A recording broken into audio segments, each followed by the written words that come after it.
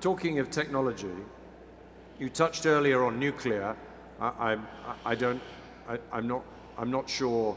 I'd be interested in your views on whether nuclear is a green technology, but it's interesting that if you look at the 10 countries that have the highest proportion of nuclear in their energy mix, they're European countries. This is a technology event, and for many good reasons, whilst there has been much technology innovation in other areas in Europe and other parts of the world, America has been an engine for technology innovation. Do you see nuclear as part of that mix at scale over the period? And is there a technology that would allow nuclear to be small and mobile and distributed, as well as scale and maybe scary? By the way, thank you for revisiting that issue, because it skipped me to say, as a way to provide more evidence of that we are here for all options and all solutions. I get the question many times, why Saudi Arabia, with all these hydrocarbon resources that you have, with all the huge ability to produce renewables and a record to showcase, why you are building some nuclear reactors? And the answer I have is exactly what I was saying just a while ago. We need to be there with all the options and all solutions.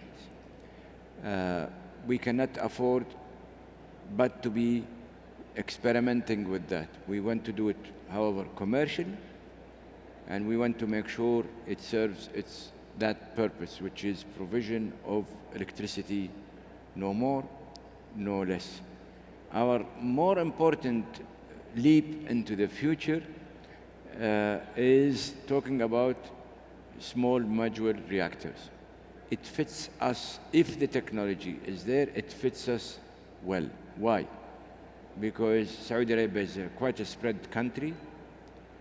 There are so many small communities.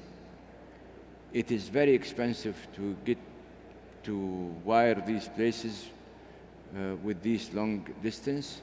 If we can create or help in creating these technologies, which is, it will give you a basic electricity in a small dwelling.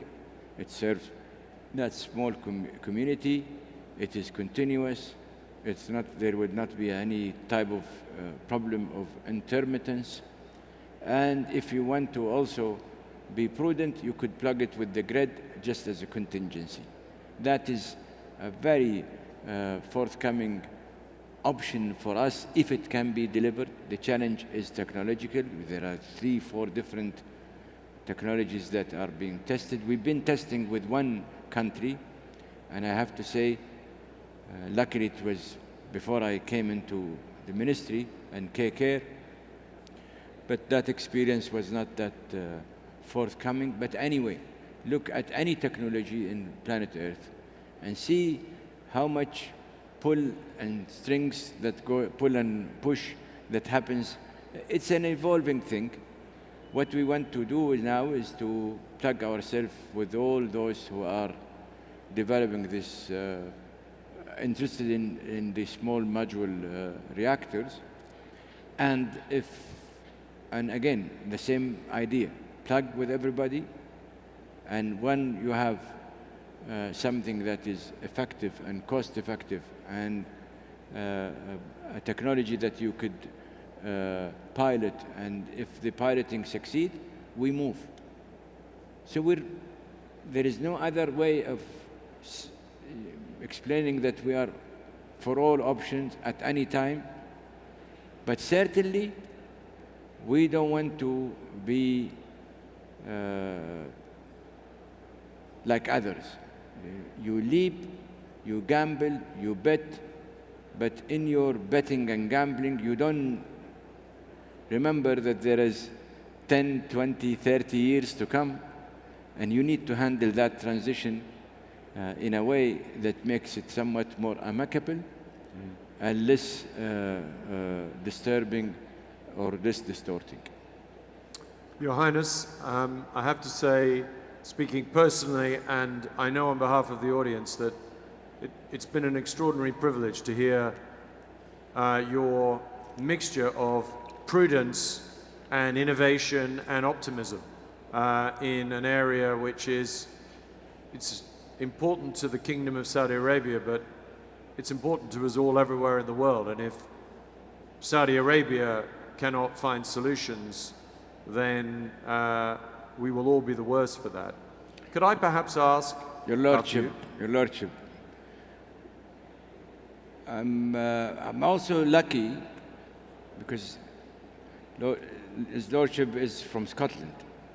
As a testament that we did a good job in Scotland, I didn't, neither myself nor the climate change team ended up with a Glaswegian kiss at the end of the event.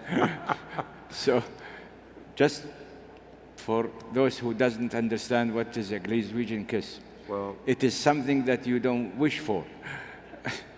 Because Glaswegian kiss means that somebody with his forehead would smack your nose without you noticing it. So we came out of Glasgow without any collateral damage. I have to say, and I keep saying it, and I am sure that those of nationals, Saudi nationals here, both women and men, by genes we are Bedouins, and Bedouins are prudent, and we are proud to be a Bedouin and prudent. Thank you very much, Your Highness. Ladies and gentlemen, thank you very much. Your Highness, it's been a great pleasure. Thank you for giving us your time, sharing your thoughts, and I'm glad that Scottish hospitality lived up to its reputation. Ladies and gentlemen, Your Excellency, thank you very much indeed, Your Highness. Thank you.